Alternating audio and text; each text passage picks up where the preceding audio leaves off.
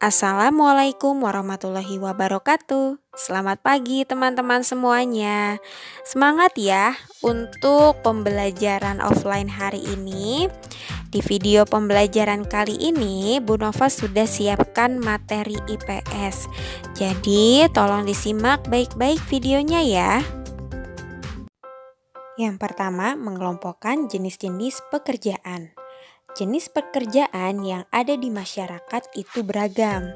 Namun pekerjaan-pekerjaan tersebut dapat dikelompokkan menjadi dua, yaitu pekerjaan yang menghasilkan barang dan pekerjaan yang menghasilkan jasa. Pekerjaan yang menghasilkan barang merupakan pekerjaan yang memproduksi berbagai benda yang dapat digunakan untuk kebutuhan sehari-hari. Contohnya, petani yang menghasilkan padi dan pembuat mebel yang menghasilkan berbagai peralatan rumah tangga.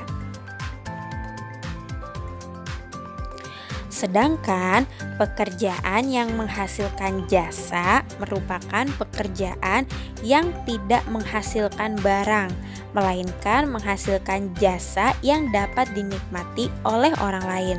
Contohnya, guru, dokter, tentara, dan jasa ahli bangunan. Coba kita perhatikan jenis dan tugas pekerjaan pada tabel di bawah ini. Yang pertama itu di lingkungan pegunungan. Biasanya pekerjaan yang menghasilkan barang ada jenis pekerjaannya yaitu petani teh. Untuk tugas pekerjaannya biasanya petani teh ini menanam hingga memanen teh.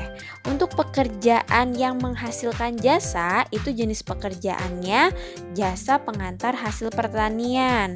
Untuk tugas pekerjaannya yaitu membawa hasil pertanian ke pasar atau pabrik. Kalau misalkan di lingkungan perkotaan, pekerjaan yang menghasilkan barangnya yaitu pedagang sayuran.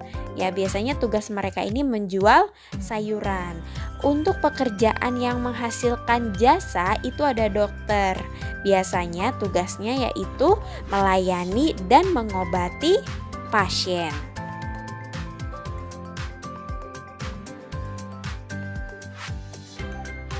Lalu, jika di lingkungan pantai, biasanya pekerjaan yang menghasilkan barang itu ada pedagang cenderamata. Jadi mereka ini menjual cenderamata khas pantai.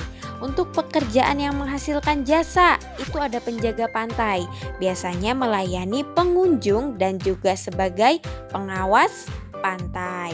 Lalu kalau misalkan di lingkungan sekitar danau, waduk atau situ ya, biasanya pekerjaan yang menghasilkan barang itu ada petambak ikan. Biasanya nih mereka membudidayakan ikan yang kemudian dijual. Untuk pekerjaan yang menghasilkan jasa itu ada jasa pengiriman.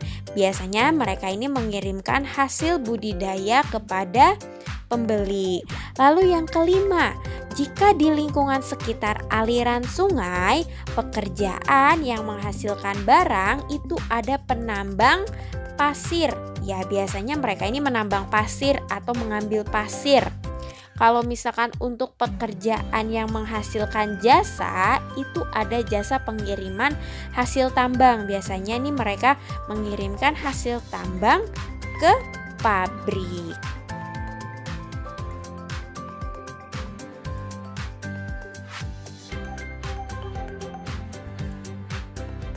Sekarang kita akan membahas tentang kegiatan ekonomi di lingkungan sekitar. Nah, pasti manusia itu teman-teman melakukan kegiatan ekonomi untuk memenuhi kehidupan sehari-hari. Setiap kegiatan ekonomi itu memunculkan beragam mata pencaharian.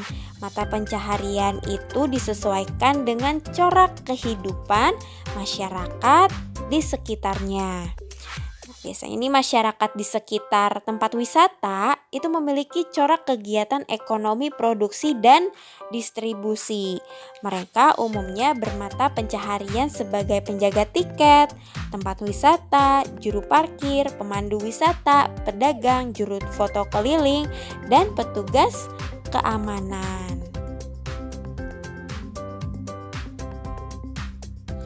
Masyarakat di dataran tinggi juga memiliki corak kegiatan ekonomi produksi.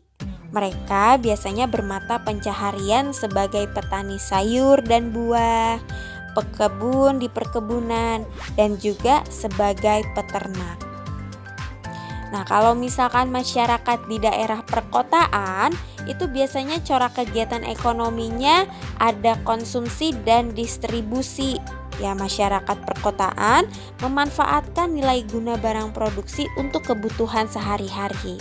Masyarakat kota umumnya memanfaatkan jasa seperti tukang pos, pengantar barang, sopir angkutan umum, dan dokter. Kita juga perlu mengingat kembali ya, bahwa yang namanya kegiatan ekonomi itu terdiri dari 3 tahapan, yaitu produksi, distribusi, dan konsumsi. Yang pertama, kegiatan produksi. Produksi merupakan kegiatan menghasilkan barang menggunakan bahan baku yang sudah tersedia, atau kegiatan mengolah bahan mentah menjadi bahan setengah jadi atau barang jadi. Pelaku dalam kegiatan produksi disebut dengan produsen. Yang kedua, distribusi adalah kegiatan penyaluran barang dan jasa dari produsen ke konsumen. Pelaku dalam kegiatan distribusi disebut distributor. Yang ketiga, konsumsi. Konsumsi adalah kegiatan manusia menggunakan barang atau jasa untuk memenuhi kebutuhan. Pelaku dalam kegiatan konsumsi disebut konsumen.